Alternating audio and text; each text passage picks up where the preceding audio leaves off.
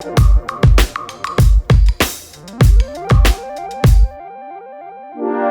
my perspective, it's making sure that the students have the basic fundamentals. We wanted to make sure that they had a basic foundation for knot tying, for suturing, in case they had the opportunity to do it while they were on their clinical rotation. If you're right-handed, then you want to leave your long side left and work with this side. The techniques that they really had a diverse was on the knot tying.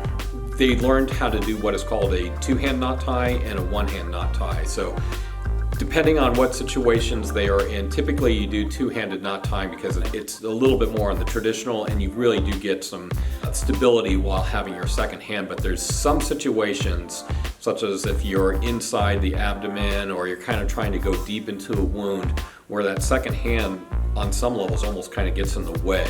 So you have to do what is called a one-hand knot tying technique as well. And then on the suturing side, we instructed them on what is called a simple interrupted stitch, and that's where you literally just do one drive through and then you tie a knot, versus what is called a running or a continuous stitch, and that's where you make a knot, drive and make a knot, and then you run the suture the entire length of the wound as possible.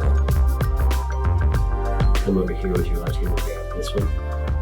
Get your right hand, grab this one. So this was in conjunction with the TCU library. And they have several different 3D printers over at the facility, and we needed to have a tray, for lack of a better word, that we can fit the skin in. We created the skin here in the simulation lab, but by using the 3D printer, we were able to get the configuration that we wanted. So if we can offer them some glimpse of what they're going to be experiencing before they do this on their first patient, to me that's a win.